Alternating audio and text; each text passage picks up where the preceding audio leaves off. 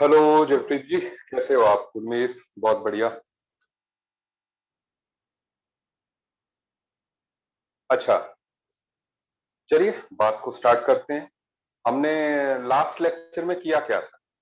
Last lecture में हमने जो है discovery of electron, protons and neutrons जो है कर ली थी। अब आज जो है, आज के लेक्चर में हम आगे प्रोसीड करेंगे। ठीक है, जैसा मैंने कहा था कि हम इलेक्ट्रोमैग्नेटिक वेव थ्योरी की बात करेंगे आज। ठीक है,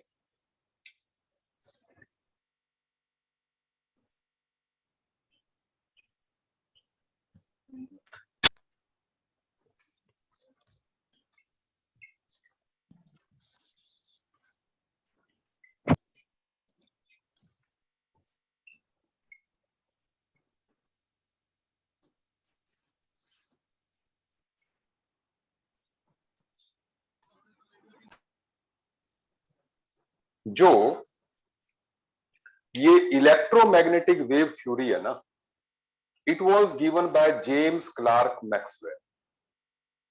जेम्स क्लार्क मैक्सवेल, ठीक है, मैं लिख देता हूं।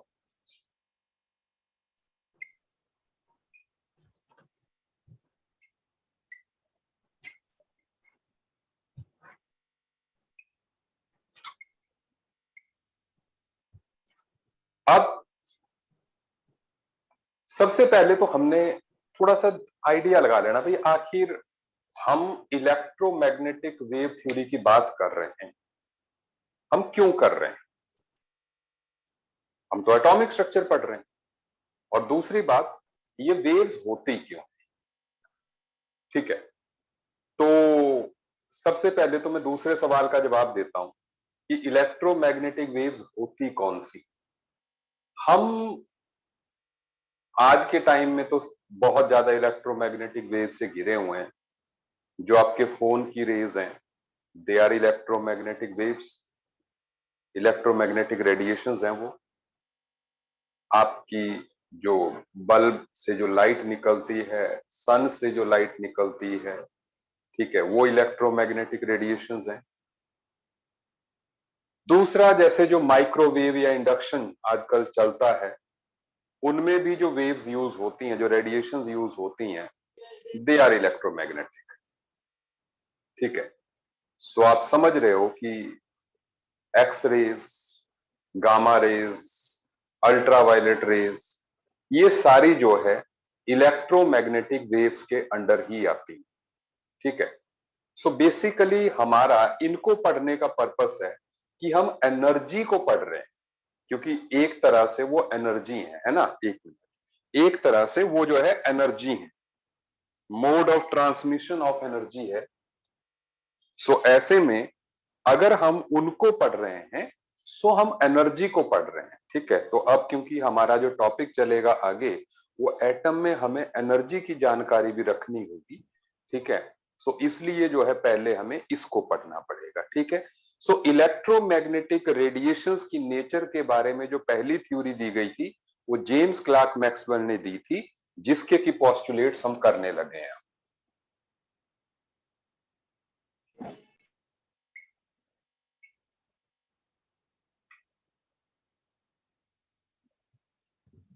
अब सबसे पहला पोस्टुलेट क्या है?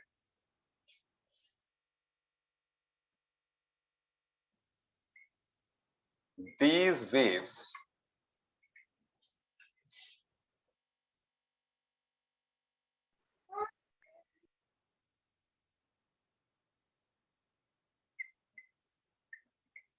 emerges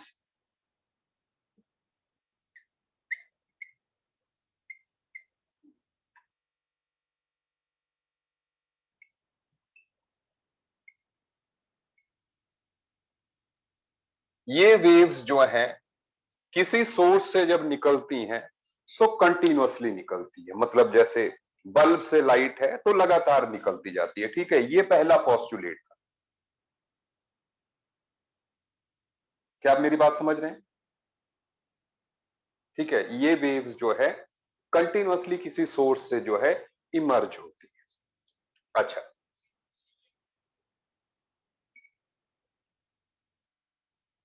दूसरा,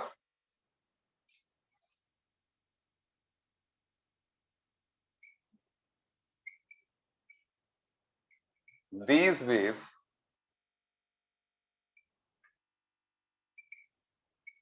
travels with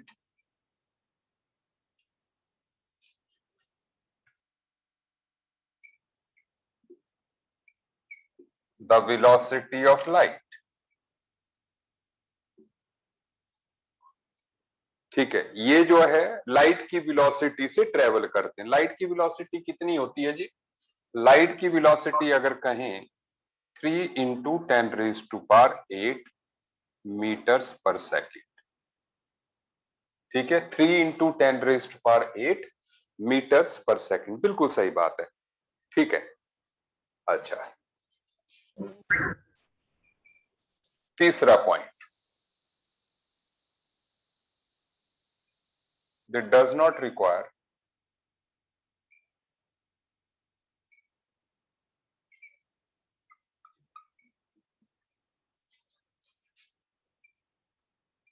any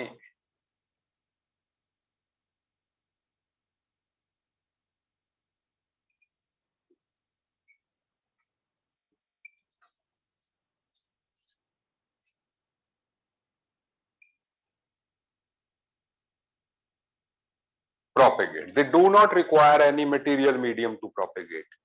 मतलब जो है इनको आगे बढ़ने के लिए जो है कोई मटेरियल मीडियम नहीं चाहिए, मतलब ये वैक्यूम से भी पास हो सकती है इजीली। सबको समझ में आ रहा होगा, ठीक है। अच्छा, then the last point,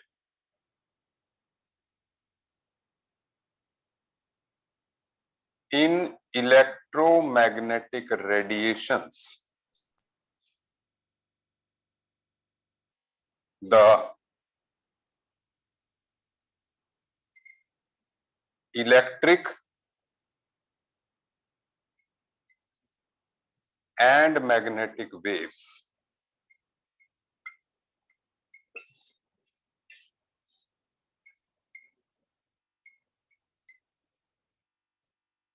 propagate perpendicular to each other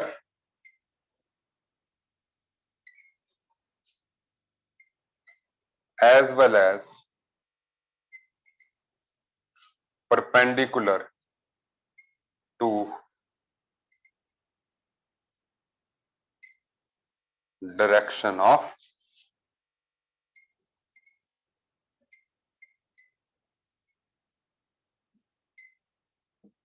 propagation, perpendicular to direction of propagation।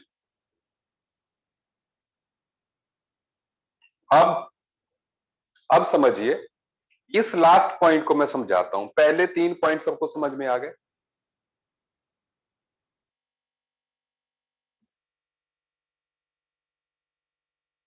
आ गए कि नहीं आए? आ गए, ओके।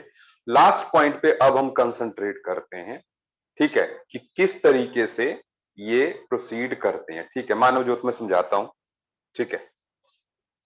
पहले फोर्थ पॉइंट को देखिए कि जब भी किसी इलेक्ट्रोमैग्नेटिक वेव ने प्रोसीड करना, देखो मान लो ऐसे इलेक्ट्रोमैग्नेटिक वेव जो है ऐसे आगे बढ़ेगी इस लाइन के अलोंग। पहले देखते जाओ बोर्ड पे।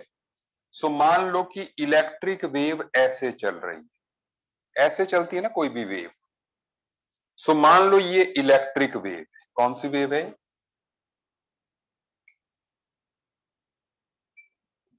ये कोई इलेक्ट्रिक वेव है, ठीक है। अब क्योंकि जैसे कहा इलेक्ट्रिक और मैग्नेटिक वेव्स इकट्ठी चलती हैं, परपेंडिकुलर चलती, सो दे आर मूविंग। जो मैग्नेटिक वेव है वो ऐसे प्रोपेगेट करेगी, ऐसे। क्या आप देख पा रहे हैं कि ये दोनों वेव्स एक दूसरे के परपेंडिकुलर है? Now this one is magnetic wave,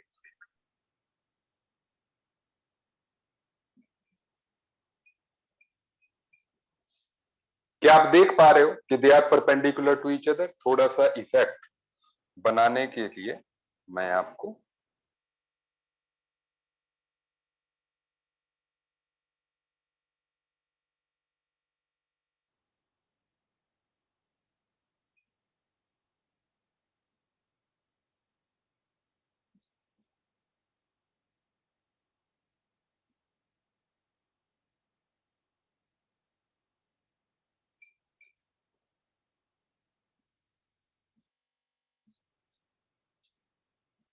ये देखो,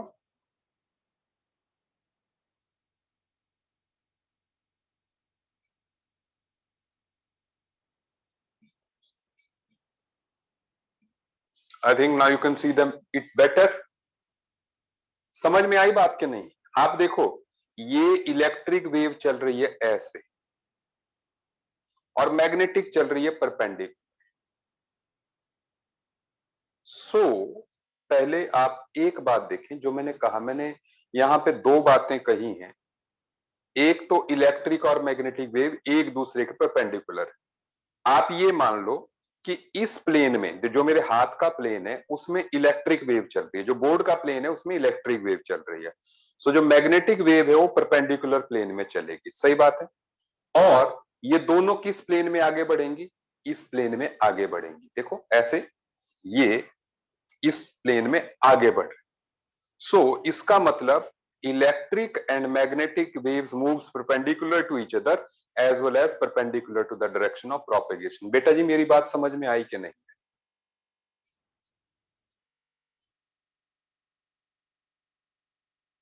समझ में आ गई?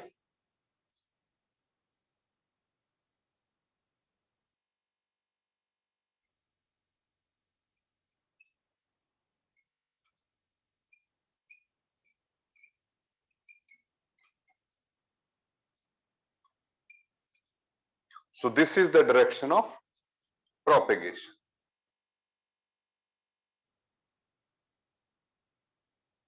हाँ, लास्ट वाला नहीं आया ना, सुन लो। जैसे मैंने कहा कि इलेक्ट्रिक वेव बोर्ड के प्लेन में एक वेव चल रही है, एक वेव बोर्ड के प्लेन में चल रही है, वो तो कोई प्रॉब्लम नहीं है। अब उसी के बोर्ड के परपेंडिकुलर दूसरी वेव चल रही है ऐसे। ठीक है, बस इलेक्ट्रिक और मैग्नेटिक वेव साथ साथ में चल रही है, लेकिन एक दूसरे के परपेंडिकुलर चल रही है। बात समझ में आ रही है? ठीक है, नोट कर लो साथ साथ में। सो इस टाइम पे जो बोर्ड पे लिखा हुआ है, that is about electromagnetic wave theory, कि इसके अकॉर्डिंग, ठीक है, इलेक्ट्रिक और मैग्नेटिक वेव्स, इलेक्ट्रोमैग्नेटिक वेव्स जो है लगातार निकलती हैं किसी सोर्स से, लगातार। ठीक है, ये जैसे सोर्स है मान लो, तो लगातार निकल रही है विदाउट गैप, और वेलोसिटी ऑफ लाइट से चलती हैं, जो कि 3 इंटू 10⁸ मीटर पर सेकेंड होता है। ठीक है, वैक्यूम से भी पास हो सकती हैं। और लास्ट वाला पॉइंट सबसे इंपॉर्टेंट, कि इलेक्ट्रिक और मैग्नेटिक वेव्स एक दूसरे के परपेंडिकुलर होती हैं और perpendicular to the plane of propagation भी होती है। मेरी बात समझ में आ रही है? ठीक है, थोड़ा सा इस चीज को आप अगर यहां पर अगर आपको 3D व्यू इसका नहीं मिल पा रहा है, so I have one diagram of 3D view, है कि नहीं पता नहीं यार। हाँ, है। आप मेरे पीछे ये डायग्राम देख लीजिए। ये जो डायग्राम है यहां पर जो है, यहां पर भी आप देख लीजिए, जो ऑरेंज कलर वाली है दैट इज मैग्नेटिक वेव, जो ब्लू कलर वाली है दैट इज इलेक्ट्रिक वेव। ठीक है, और ये प्रोसीड कर रही है ऐसे। सो यहां पे देखो एंगल्स दिए हुए हैं कि, ठीक है, इलेक्ट्रोमैग्नेटिक रेडिएशंस, मैंने पहले कहा, क्लास के स्टार्टिंग में मैंने कह दिया था, इलेक्ट्रोमैग्नेटिक रेडिएशंस जो है सोर्स ऑफ एनर्जी है। ठीक है, जैसे लाइट हो गई, अल्ट्रावायलेट रेज, एक्स रेज, तो आप पहले उनसे आइडिया बना दीजिए। ठीक है ना, कि ये वाली जो है इलेक्ट्रोमैग्नेटिक रेडिएशंस होती। ठीक है, नोट कीजिए, आगे बढ़े। सो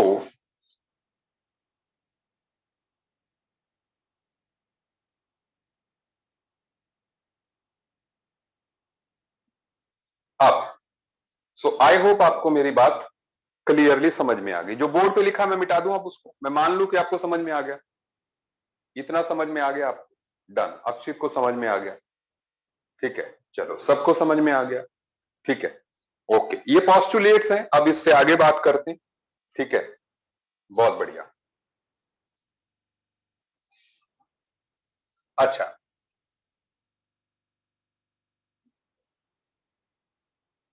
और हमारे दिमाग में बात बैठी हुई है कि जितनी भी ये रेडिएशंस की मैंने बात कही, ठीक है, ये सारी जो है, मतलब अगर हम एग्जाम्पल्स कहें इलेक्ट्रोमैग्नेटिक वेव्स के, ठीक है, सो मैंने कहा they are gamma rays, X raise,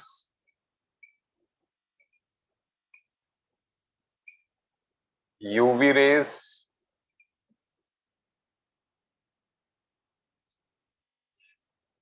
infrared raise,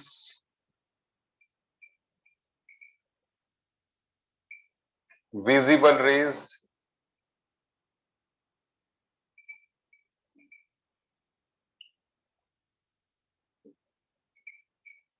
microwaves, and then radio waves, ऐसे ये सारे जो है हमारे इलेक्ट्रोमैग्नेटिक रेडिएशन। आयुष्मान मेरे से बार बार पूछ रहा है, sir what is electromagnetic radiation. सुन लो आयुष्मान, ध्यान से सुन लेना मेरी बात। किसी सोर्स से जब एनर्जी निकलती, किसी सोर्स से, जैसे कोई भी सोर्स है, कोई भी सोर्स है, उससे जब एनर्जी निकलती है, एनर्जी निकलने के दो तरीके, या तो हीट या तो रेडिएशन, इसके अलावा कोई और तरीका नहीं। तो हम रेडिएशन की बात कर रहे हैं। रेडिएशन की ही एक कैटेगरी इलेक्ट्रोमैग्नेटिक रेडिएशन है, जिसकी खासियत मैंने आपको बताई कि इलेक्ट्रिक और मैग्नेटिक फील्ड्स जो है एक दूसरे के परपेंडिकुलर होती हैं। Is it okay?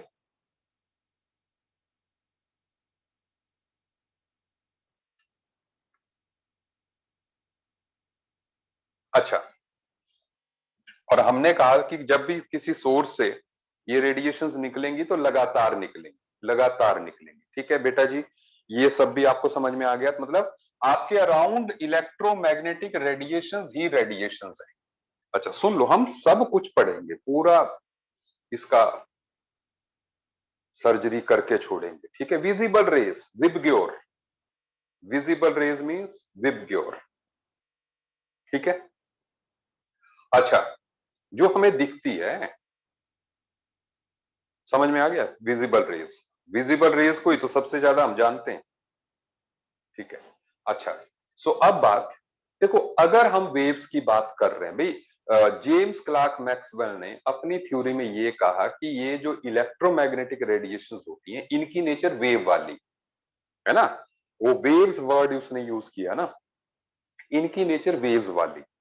तो सबसे पहले तो हमें ये समझना है कि आखिर वेव की प्रॉपर्टीज होती क्या है। भाई किसी एनर्जी को अगर हमने वेव्स बोलना है तो कैसे बोलेंगे? तो सबसे पहले हमें पढ़ना पड़ेगा कैरेक्टरिस्टिक्स ऑफ वेव्स।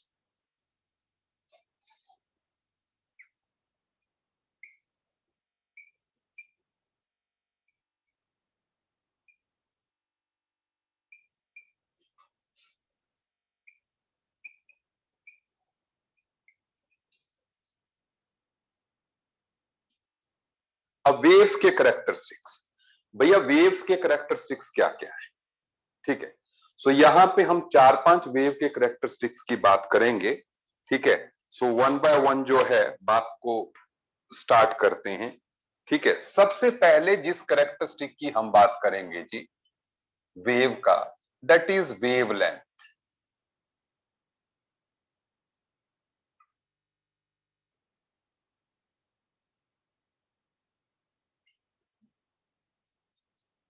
वेवलेंथ सुनाओ।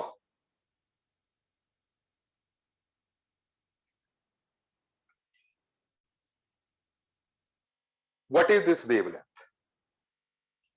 सबसे पहले एक वेव बनाते हैं, देखते हैं। देखो, कोई भी अगर हम वेव बनाते हैं उसको ऐसे बनाते हैं हम।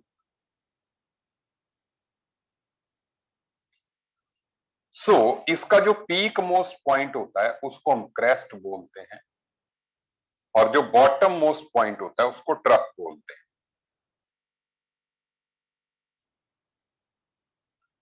अब दो क्रेस्ट्स के बीच का जो डिस्टेंस है we call that as lambda, और दो ट्रफ्स के बीच का जो डिस्टेंस है दैट इज लैम्डा। दो क्रेस्ट के बीच का जो डिस्टेंस है दैट इज लैम्डा, दो ट्रफ्स के बीच का जो डिस्टेंस है दैट इज लैम्डा। वो बराबर ही होगा, क्योंकि क्या आपको मेरी बात समझ आई? So the distance between consecutive crests और consecutive troughs is called wavelength. Is it okay? The shortest distance between two consecutive crests or troughs is called lambda. Done? एक बात तो हो गई ये। अच्छा, दूसरी बात, जो लैम्डा है वो किसी रेडिएशन की एनर्जी से इनवर्सली रिलेटेड है। मतलब जो एनर्जी ऑफ रेडिएशन है उससे इनवर्सली प्रोपोर्शनल है। मतलब कि अगर किसी रेडिएशन की वेवलेंथ ज्यादा है तो पक्का उसकी एनर्जी कम है। क्या आपको मेरी बात समझ में आती जा रही है? ठीक है। अच्छा, दूसरी बात, जो वेवलेंथ है ना, क्योंकि that is length of the wave, तो वेवलेंथ को हम जो है डिस्टेंस के यूनिट से मेजर करते हैं। ठीक है, जो उसका जो स्टैंडर्ड यूनिट है वो मीटर्स है, जो एसआई डिस्टेंस का भी होता है। ठीक है, लेकिन वेवलेंथ जो है बहुत बड़ी से लेके बहुत छोटी तक हो सकती है। इसलिए यूनिट कन्वर्जन थोड़ा सा हम देख लेते।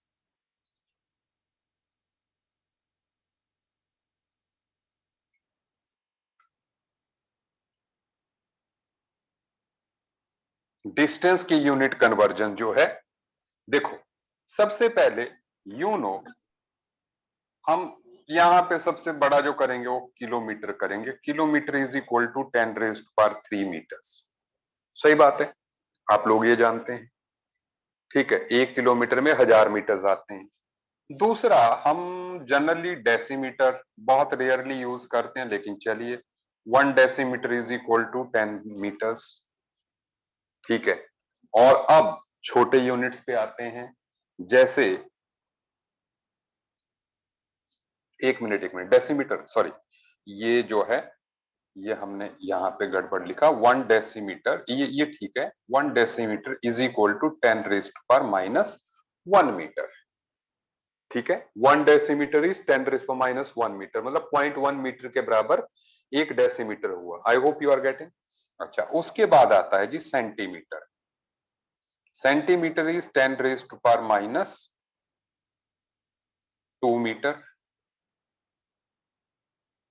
ठीक है, उसके बाद आता है मिलीमीटर, 10⁻³ मीटर्स। आप मेरी जो मैं बोल रहा हूं उसको ध्यान से समझते जाइएगा। ठीक है, ताकि आपको बार बार ना पूछना पड़े कि सर ये क्या होगा, ये क्या होगा। ठीक है, आप ध्यान देते रहिएगा, नोट करते जाइएगा साथ साथ। अच्छा, इसके बाद आता है दिस माइक्रोमीटर। म्यू इसको कहते हैं हम, एम और यू की कॉम्बिनेशन है एक तरह से। 10⁻⁻6 मीटर्स माइक्रोमीटर। फिर से बता रहा हूं, it is mu M. 1 micrometre is 10⁻⁻6 metres. इसके बाद 1 नैनोमीटर इज 10⁻⁻9 मीटर्स। आजकल जो नैनो टेक्नोलॉजी है, मतलब उसमें जो पार्टिकल्स हैं इस साइज के यूज होते हैं। 1 एंगस्ट्रॉम, फिर से बता रहा हूं, 1 एंगस्ट्रॉम, ए के ऊपर 0 लगी हुई है, इज 10⁻⁻10 मीटर। सबसे ज्यादा यूज होने वाला ए यूनिट है। फिर से बता रहा हूं, 1 एंगस्ट्रॉम इज 10⁻10 मीटर्स। अच्छा, उसके बाद there is 1 picometre, PM. PM, फिर से ध्यान रखिएगा, picometre, PICO। picometer 10 raised to power minus 12 meters, and then there is one femtometer. फिर से बता रहा हूं, femtometer, FEMTO, femtometer 10 raised to power minus 15 meters, and last जो हम करेंगे one attometre, ATTO, attometre 10 raised to power minus 18 meters, attometre is 10 raised to power minus 18 meters। क्या आपको मेरी बात समझ में आ गई? ये यूनिट कन्वर्जन जो है कई बार हमें जरूरत पड़ जाती है, ठीक है। पूरी लिस्ट ऑफ यूनिट्स आपके सामने है, ठीक है, आप इसको जल्दी से नोट कर लें। फेम्टोमीटर,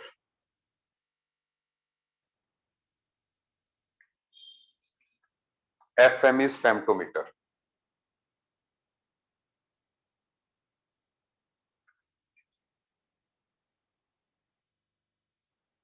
सो जैसा मैंने कहा, एनर्जी से जो लैम्डा है वो इनवर्सली रिलेटेड है।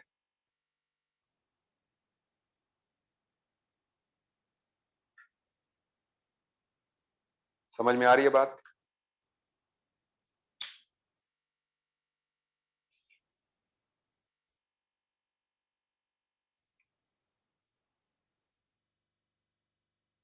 Nanometres,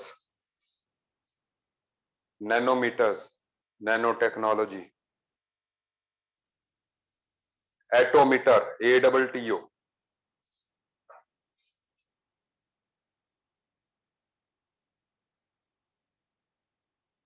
picometre, PM।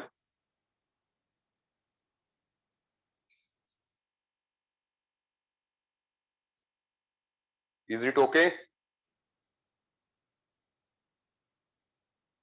आगे बढ़ जाएं, आगे बढ़ जाएं, समझ में आ गया सब कुछ? ठीक है। सो ये पहला करेक्टरिस्टिक है, सबसे इंपॉर्टेंट करेक्टरिस्टिक ये है, ठीक है, दैट इज, एक मिनट जो है, एक मिनट दीजिए मुझे।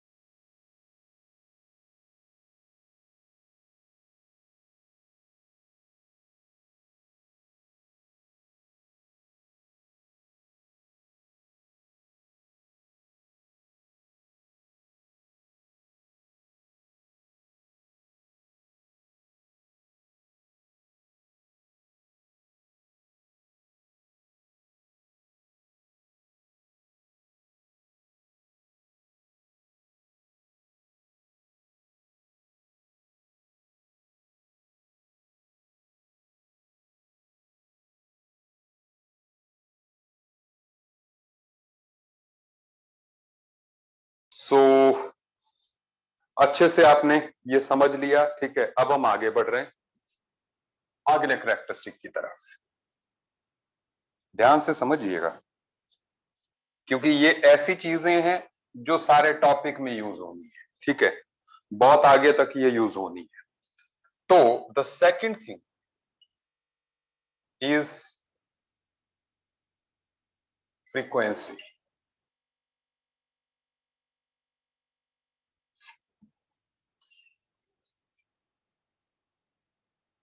फ्रीक्वेंसी को हम न्यू से रिप्रेजेंट करते हैं। फ्रीक्वेंसी को न्यू से, बी को थोड़ा सा टेढ़ा किया जाता है, तो न्यू से रिप्रेजेंट करते हैं। Now what is this frequency? Frequency देखो, फ्रीक्वेंसी को हम जो है दो तरीके से यूज करते हैं, ठीक है। एक सर्कुलर मोशन में भी करते हैं, ठीक है, मतलब अगर कोई चीज जो है, जैसे आप कोई चीज जो है धागे से बांध के, मान लो पत्थर को घुमा रहे हो ऐसे, ठीक है, यहां पर पत्थर को घुमा रहे हो, सो ये, सो इसमें जो फ्रीक्वेंसी है दैट इज साइकिल्स पर सेकेंड, कि एक सेकंड में कितने चक्कर लगाए। सो जितने ज्यादा चक्कर लगेंगे उतनी जो है फ्रीक्वेंसी होगी, ठीक है। ये है सर्कुलर मोशन में फ्रीक्वेंसी। लेकिन यहां पर जो है, देखो इस फ्रीक्वेंसी का क्या मतलब है, जैसे हम कह सकते हैं कि number of waves emerging from a point in unit time is called its frequency. Number of waves emerging from a point in unit time is called its frequency. मतलब जैसे आप बोर्ड पे देख रहे हैं, इस टाइम पे इस पॉइंट से, मान लो ये पॉइंट मान लिया हमने, तो एक सेकंड में जो है, एक सेकंड में कितनी वेव्स निकल रही हैं? देखो 5 क्रेस्ट हैं, 1 2 3 4 5, और 5 ही ट्रफ्स हैं, तो ऐसे में 5 वेव्स निकली, तो मतलब इसकी जो फ्रीक्वेंसी हुई, दैट फ्रीक्वेंसी इज 5 वेव्स पर सेकेंड। क्या आपको मेरी बात समझ में आई? ये फ्रीक्वेंसी पर मिनट भी हो सकती है, पर आवर भी हो सकती है, बट हमने पर सेकेंड लिया जो कि मोस्ट यूज्ड यूनिट है। मैं फिर से रिपीट कर दूं, number of waves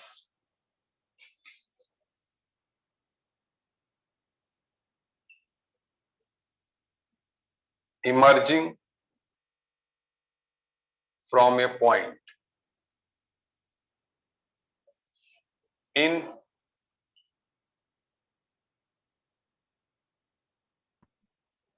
unit time. Number of waves emerging from a point in unit time is called frequency. ठीक है, अच्छा, सो अब या इसकी फ्रीक्वेंसी हुई 5 वेव्स पर सेकंड, या इसको ऐसे भी लिख सकते हैं, सिंपली 5 पर सेकंड भी लिख सकते हैं, अंडरस्टूड है कि वेव्स ही, और इसको हम 5 हर्ट्ज भी लिख सकते हैं। सुन लीजिए, 5 hertz. So hertz is the SI unit of frequency. क्या आपको मेरी बात समझ में आ गई? क्या आपको मेरी बात समझ में आ गई? Yes sir. ठीक है, नंबर ऑफ वेव्स कितनी इमर्ज होती हैं, एक सेकंड में कितनी इमर्ज, ठीक है। अच्छा, अब सुनो, जो हमारा फ्रीक्वेंसी एंड लैम्डा है, frequency and lambda are inversely related. Frequency and lambda are inversely related, इसका मतलब एनर्जी और फ्रीक्वेंसी का जो है डायरेक्ट रिलेशन है, क्योंकि lambda and energy are inversely proportional. ये तो अंडरस्टूड भी है। देखो, जितनी वेवलेंथ छोटी होगी सर, या अभी इतना ही समझिए कि इट इज इनवर्सली रिलेटेड, ठीक है, कि जितनी वेव लेंथ छोटी होगी उतनी उसकी फ्रीक्वेंसी जो है ज्यादा होगी, ठीक है। क्या आप मेरी बात समझ रहे हैं? और ऐसा होना पता क्यों है, यहीं पे मैं समझा देता हूं। देखो, सारी वेव्स जो है लाइट की वेलोसिटी से निकलती है, सारी वेव्स जो है लाइट की वेलोसिटी से निकलती है, तो वेवलेंथ जितनी छोटी होगी तो एक पर्टिकुलर टाइम में उतनी ज्यादा वेव्स निकलेंगी सर, तो फ्रीक्वेंसी छोटी होगी। अगर वेवलेंथ बड़ी होगी तो नंबर ऑफ वेव्स कम निकलेंगी। निकलनी तो उतने ही डिस्टेंस तक है, इतने डिस्टेंस तक। अगर अभी 5 वेव्स निकली हैं, अगर 50 निकलेंगी तो लैम्डा अपने आप कम हो जाएगा। अगर इस डिस्टेंस और इस डिस्टेंस के बीच में मैं 50 वेव्स बना दूंगा तो लैम्डा छोटा हो जाएगा, लेकिन फ्रीक्वेंसी 50 हो जाएगी। सही बोला कि नहीं? 5 की जगह अगर 50 बना दूंगा तो लैम्डा छोटा हो जाएगा, लेकिन फ्रीक्वेंसी बढ़ जाएगी। फ्रीक्वेंसी तो 50 पर सेकंड हो गई। बोलो बेटा जी, समझ में आया कि नहीं आया?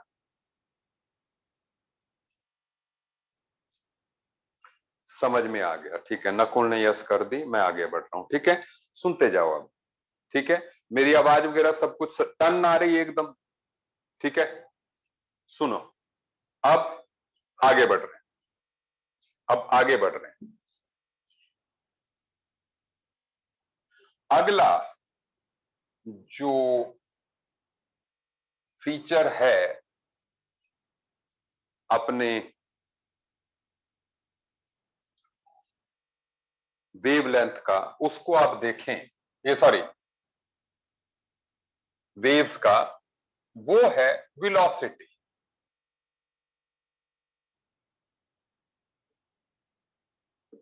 वेलोसिटी सभी जानते हैं कि डिस्प्लेसमेंट इन यूनिट टाइम, ठीक है, is called velocity. Every person knows. लेकिन हम एक बात यहां पे कहना चाहते हैं कि electromagnetic radiations moves with the velocity of light in vacuum. All electromagnetic radiations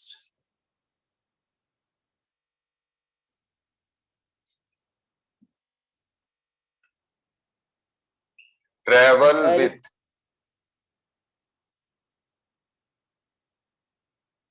velocity, जिसको कि हम c लिखते हैं, इक्वल टू 3 × 10⁻⁸ मीटर्स पर second in vacuum.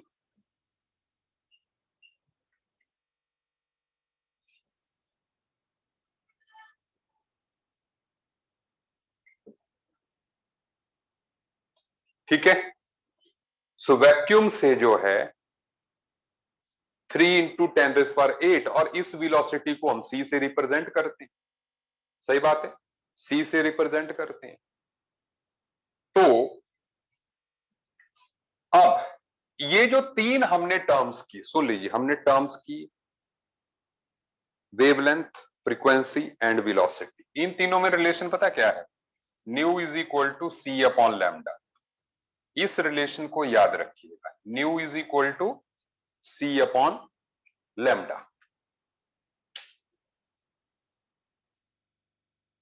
New is equal to C upon lambda. ठीक है, क्योंकि nu was inversely proportional to lambda, so C is the proportionality constant. ठीक है, याद रहेगी ये टर्म।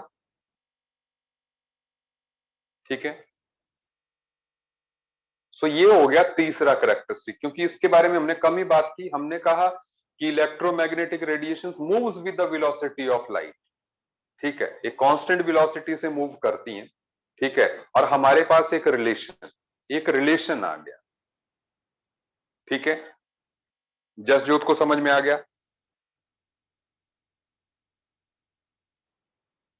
अच्छा, लेकिन ऐसा नहीं है कि कैरेक्टरिस्टिक्स यही है। अभी देखिए आप, और अब सुनिए, there is another characteristic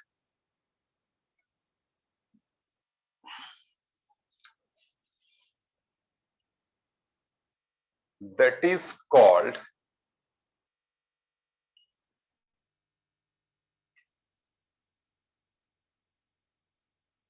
wave number.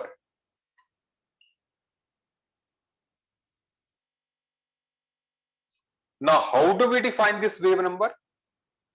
Now how do we define this number? सुनिए,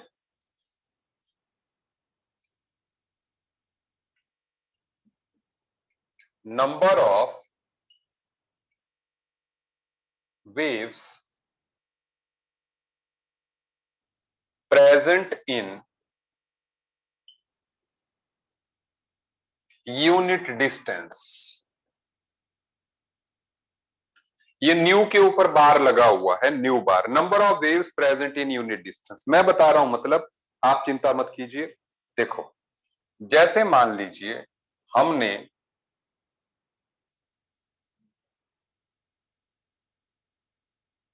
मान लो ये डिस्टेंस ले लिया, ये डिस्टेंस लिया आप, और ये मान लो ये डिस्टेंस 1 मीटर का है। मान लीजिए 1 मीटर का डिस्टेंस। आप कितनी वेव्स देख पा रहे हैं इस टाइम पे बोर्ड पर? कितनी वेव्स देख पा रहे हैं?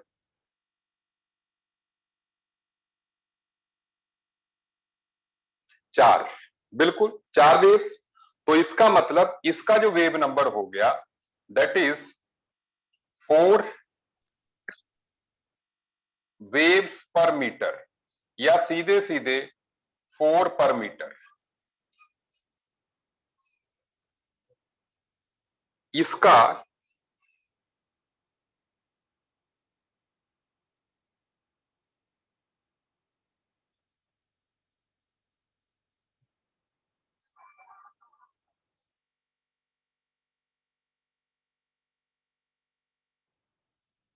फोर पर मीटर, एक बात।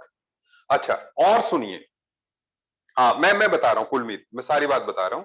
पहले चलो यहीं से बता देता हूं कि एक यूनिट डिस्टेंस में कितनी वेव्स हैं। जैसे 1 मीटर में 4 वेव्स हैं, यहां पे 1 मीटर में अगर 4 वेव्स हैं, ठीक है, सो हमने कहा wave number will be 4 waves पर मीटर।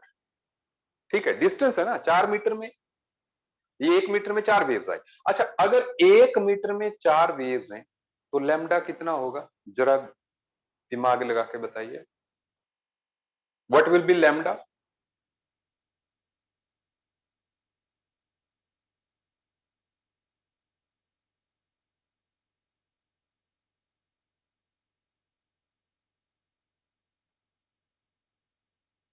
बिल्कुल सही है, आरएन ने सही जवाब दिया मुझे कि अगर मैं ये लैम्डा देखूं यहां पर, सो इसके और इसके बीच का जो डिस्टेंस होगा दैट विल बी 1/4 मीटर्स। सही बोला जी, क्योंकि 4 वेव्स होंगी ना इतने डिस्टेंस में।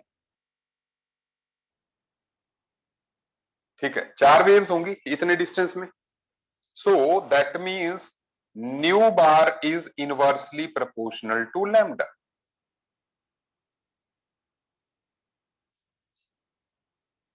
सही बात है, wave number is inversely proportional to lambda.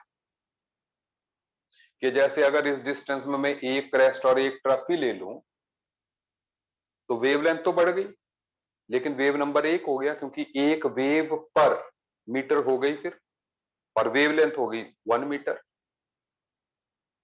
सही बात है। और अगर 2 वेव्स ले लूं, देखो जैसे फॉर एग्जांपल अगर मैं यहां पर 2 वेव्स ले लूं, 2 क्रेस्ट, सो आप देखोगे अब क्या हुआ, वेव नंबर घट गया। अच्छा, मैंने 3 वेव्स ले ली, सॉरी सॉरी, 2 लेते हैं, 2 बन जाएगी, ये हो। ठीक है, इस टाइम पे 2 क्रेस्ट हैं, 2 ट्रफ हैं, तो इस टाइम पे वेव नंबर क्या हुआ, 2 हुआ, लेकिन वेवलेंथ क्या हुई, 1/2, है ना। सो आपको ये समझ में आ गया। तो इसका मतलब एनर्जी और वेव नंबर भी डायरेक्टली प्रोपोर्शनल हो गया, क्योंकि एनर्जी और लैम्डा इनवर्सली। आई होप सबको ये बात समझ में आ गई। अपना चौथा पैरामीटर भी आप लोगों को आराम से समझ में आ गया।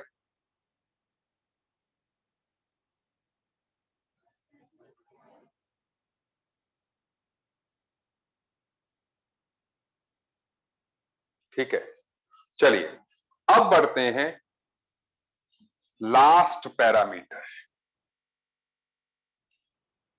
लास्ट पैरामीटर की तरफ बढ़ते हैं, दैट इज कॉल्ड एम्पलीट्यूड।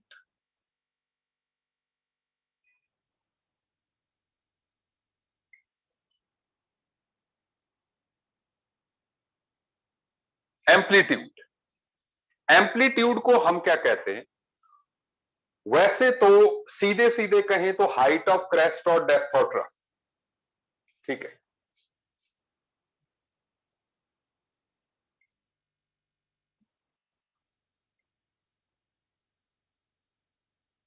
और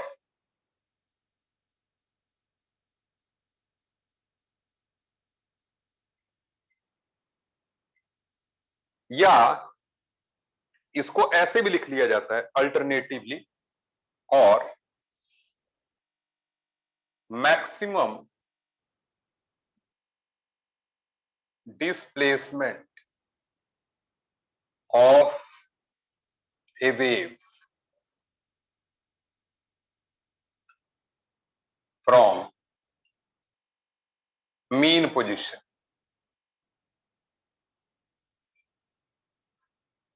मतलब देखें आप, अगर ये एक वेव है, कोई भी वेव ले लेते हैं, so this is amplitude, is it okay, height of crest और depth of trough, this is amplitude. So I hope आपको ये बात जो है बिल्कुल एकदम मजे से समझ में आ गई, नहीं।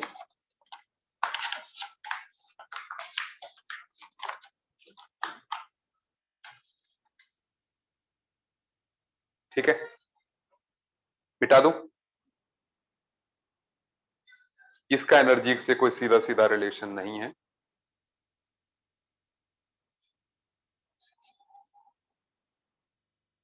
अच्छा, सुन लें। अब नेक्स्ट जो बात आती है, देखो हमने पहले एक लिस्ट बनाई थी इलेक्ट्रोमैग्नेटिक रेडिएशंस। अगर हम इलेक्ट्रोमैग्नेटिक रेडिएशंस को एक पर्टिकुलर ऑर्डर में लिखते हैं, इंक्रीजिंग या डिक्रीजिंग ऑर्डर ऑफ वेवलेंथ में, या मान लो, सो जो ऑर्डर होगा that is called spectrum. So अभी जो हम बात करने जा रहे हैं, we are talking about electromagnetic spectrum.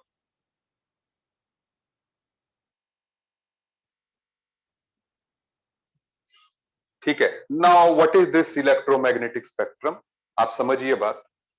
यहां पर जैसे सबसे पहले हम कॉस्मिक रेज को रखते हैं, लेकिन कॉस्मिक रेज अपने आप में डिस्प्यूटेड है, they are not now considered as electromagnetic waves, लेकिन क्योंकि हमारी बुक में लिखा हुआ तो हम जो है अभी भी मान रहे हैं। ठीक है, कॉस्मिक रेज।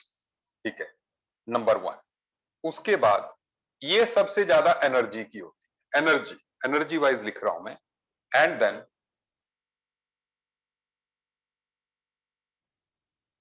उसके बाद आती है gamma rays,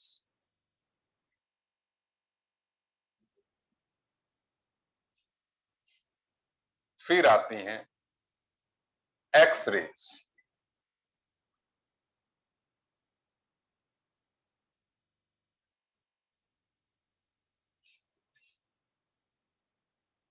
then comes UV rays,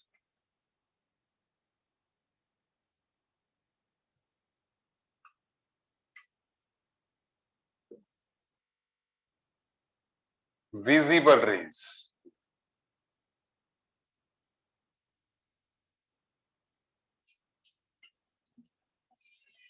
infrared raise,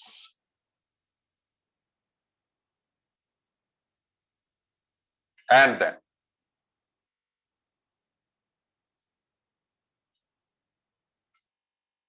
microwaves.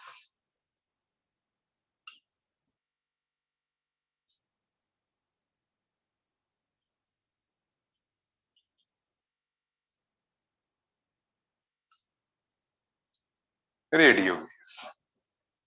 ठीक है, are you getting this thing? मेरे पास बोर्ड में जगह नहीं है तो मुझे ये ऐसे लिखना पड़ा। सो अब समझिए इसको। अगर हम एनर्जी का देखें,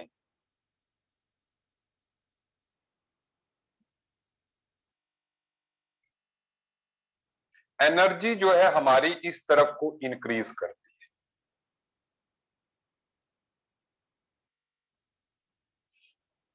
ठीक है, जबकि जो लैम्डा है वो इस तरफ को इंक्रीज करता है। ठीक है, अब एनर्जी हो चाहे फ्रीक्वेंसी हो, फ्रीक्वेंसी को भी यही लिख लेते हैं कि एनर्जी या फ्रीक्वेंसी जो है वो इस तरफ को इंक्रीज करेगी, लैम्डा इस तरफ को इंक्रीज करेगी।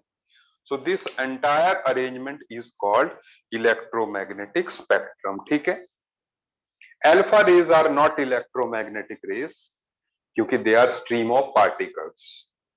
ठीक है, क्योंकि अगर वो रेज होती, ठीक है, तो वो तो ट्यूब से बाहर आ जाती जैसे लाइट आ जाती है। ठीक है, alpha rays are not electromagnetic rays. तो इससे आपको एक बात ये भी समझ में आ गई कि हर कोई रे को हम इलेक्ट्रोमैग्नेटिक रे नहीं कह सकते, इलेक्ट्रोमैग्नेटिक वेव नहीं कह सकते। बेटा जी, आपको मेरी बात समझ में आ गई अच्छे से कि नहीं आई? से यस और नो?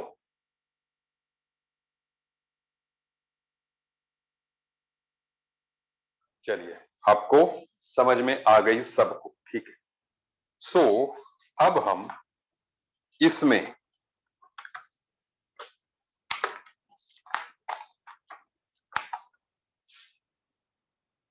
कुछ सवाल करेंगे जो कि एनसीईआरटी में है। एक दो सवाल एनसीईआरटी के हैं, सो उनको पहले मास्टर कर लेंगे। ठीक है, आप क्वेश्चन लिखिए साथ में।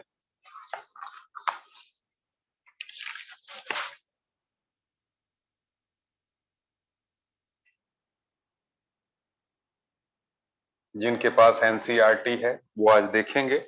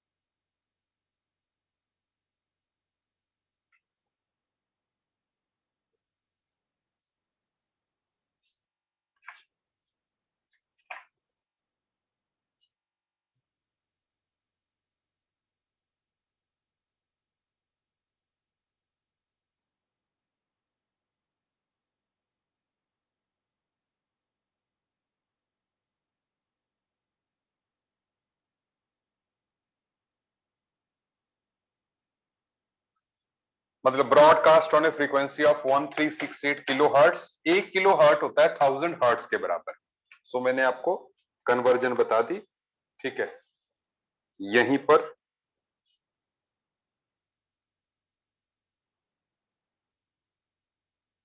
Calculate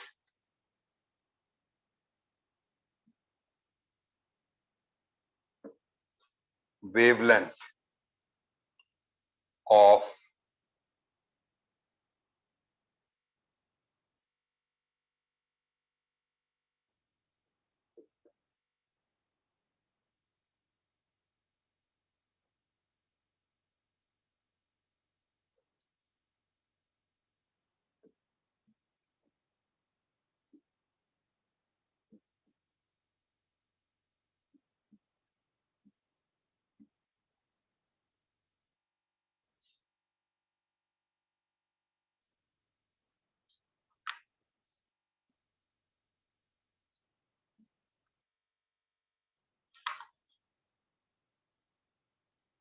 so would you like to do it? एक बार ट्राई करें। ठीक है, आपको वेवलेंथ निकाल के देनी है, मुझे मीटर्स में दे देनी है। ठीक है, मीटर्स में आप एक बार ट्राई करें, आसानी से हो जाना है।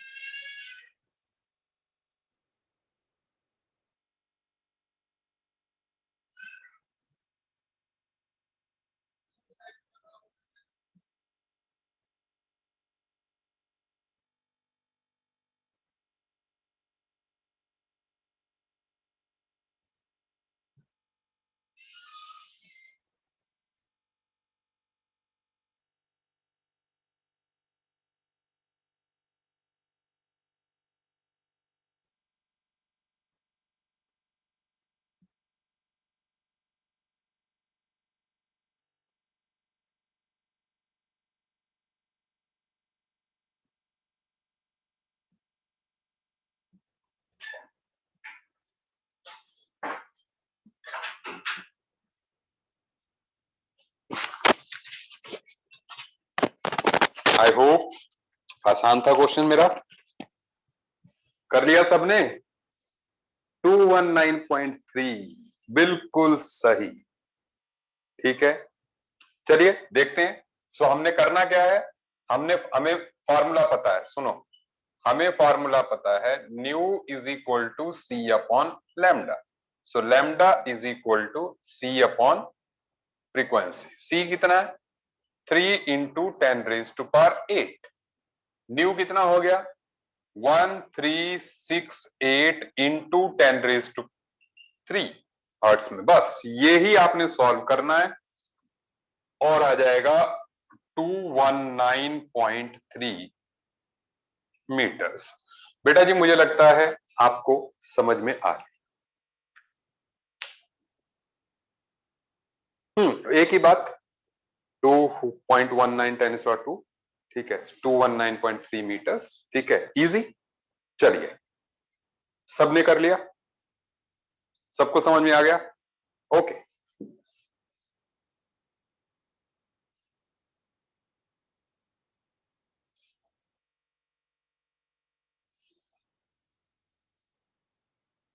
अभी मेरे पास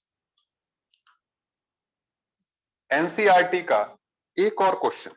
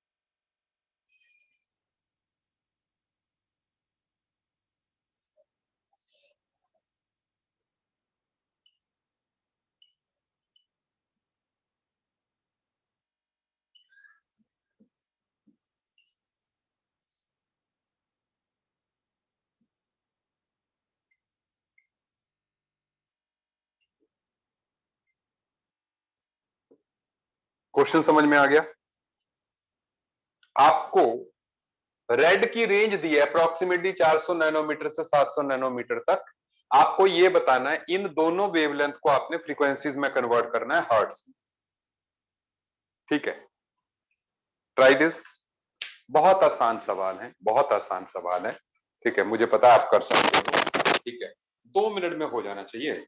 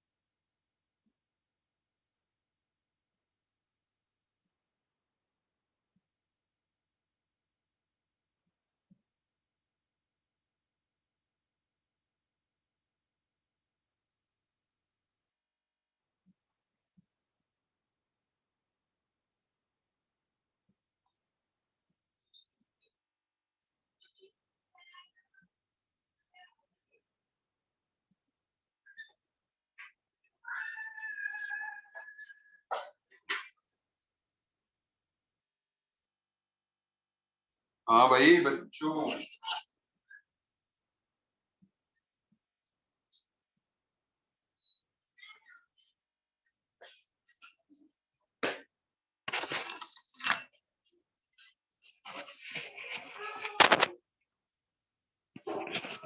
कर लिया आपने? आ गया आ गया आ गया, चल। सो कितना है, कितना है? हाँ सही बात है, सही बात है, बिल्कुल सही बात है। 7.5 10 रेज टू पावर 14, 15 नहीं। सुनो, सो हम फार्मूला क्या लगा रहे हैं? Nu is equal to C upon lambda, ये हमारा फार्मूला है। So nu is equal to 3 × 10⁻⁸ divided by lambda, आपको मीटर में लिखना पड़ेगा। सो 400 × 10⁻⁹ सो ये जब आप कैलकुलेट करोगे, ये आ जाएगा आपका 7.5 × 10⁻14 हर्ट्स। और ऐसे ही ये न्यू तो आ गया वायलेट वाले का, हम ऐसे लिख लेते हैं, nu of violet is this, nu of red क्या है? सो रेड का आएगा 3 × 10⁸ divided by 700 × 10⁻⁹ so that is equal to 4 × 10⁻14 hertz. बस आ गए दोनों आंसर्स। Is it okay? सबने कर लिए? नैनोमीटर, नैनोमीटर है कुलमीत, नैनोमीटर नहीं है, ऐसा यूनिट में चेंज करेगा ना।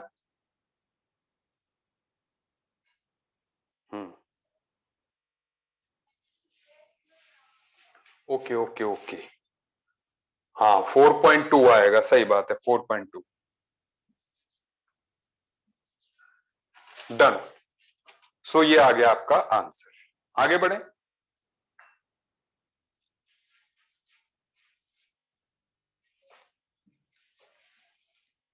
एक ये क्वेश्चन भी है एनसीईआरटी में, इसको भी देख लेते हैं।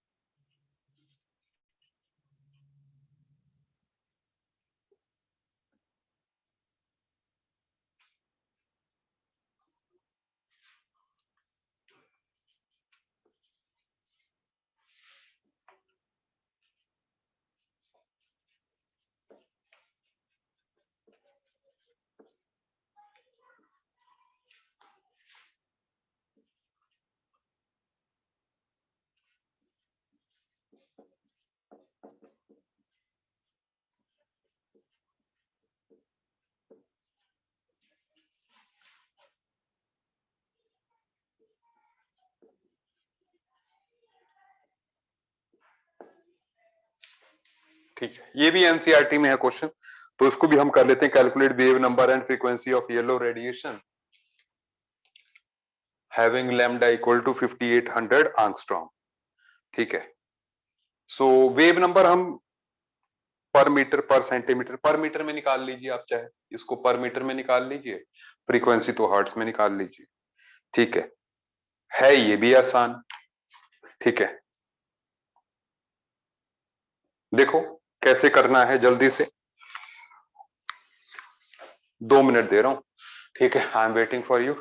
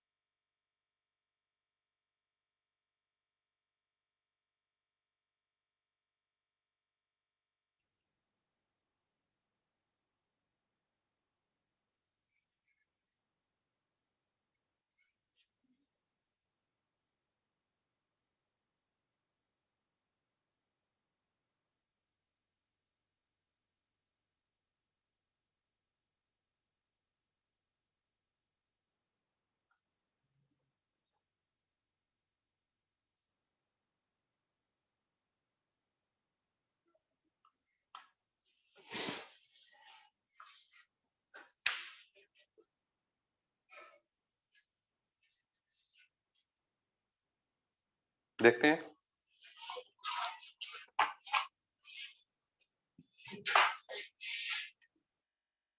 सबसे पहले wave number is 1/λ, that is 1/5800 into 10⁻⁻10। कितना आएगा ये? सो ये जो आएगा हमारे पास 1.724 10⁻⁴ 10⁻⁶ 1.724 इंटू 10⁻⁶ पर मीटर। ठीक है, ये है पहला आंसर। दूसरा frequency C/λ 3 into 10⁻8 lambda 5800 10⁻⁻10 that is equal to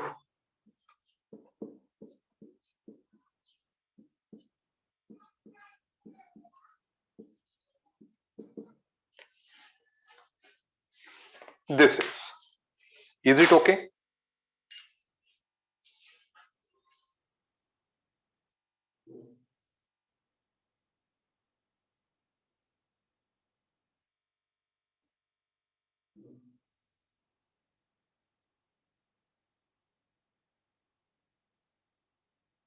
done, ठीक है। चलिए, सो बेटा जी मुझे लगता है आज के लिए इतना ही काफी है। ठीक है, हमने कैरेक्टरिस्टिक्स ऑफ वेव्स कर लिए। ठीक है, पैकेज मिल गया आपको? Have you got the package? Study package मिल गया?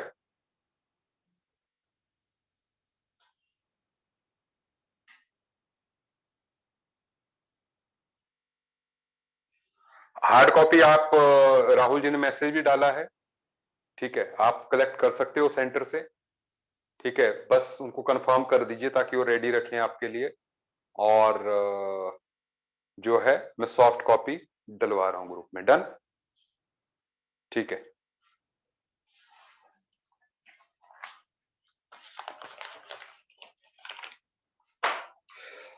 या आप सभी आ सकते हो हार्ड कॉपी कलेक्ट करने।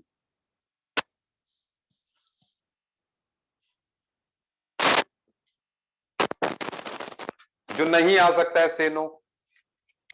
जो नहीं आ सकता है, अच्छा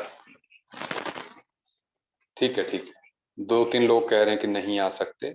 आज नहीं, कल परसों जब भी आपको टाइम लगेगा भाई। कोई घर का कोई मेंबर। ठीक है, चलो। सो आपने राहुल जी को जो नंबर उन्होंने दिया है उस पे जो है कांटेक्ट करके, ठीक है, अपनी कॉपी जो है प्रिंट करवा लेना और जो है कलेक्ट कर लेना। बाकियों के लिए मैं सॉफ्ट कॉपी डलवा रहा हूँ। ठीक है, ओके, ठीक है, बाय बाय, गुड नाइट।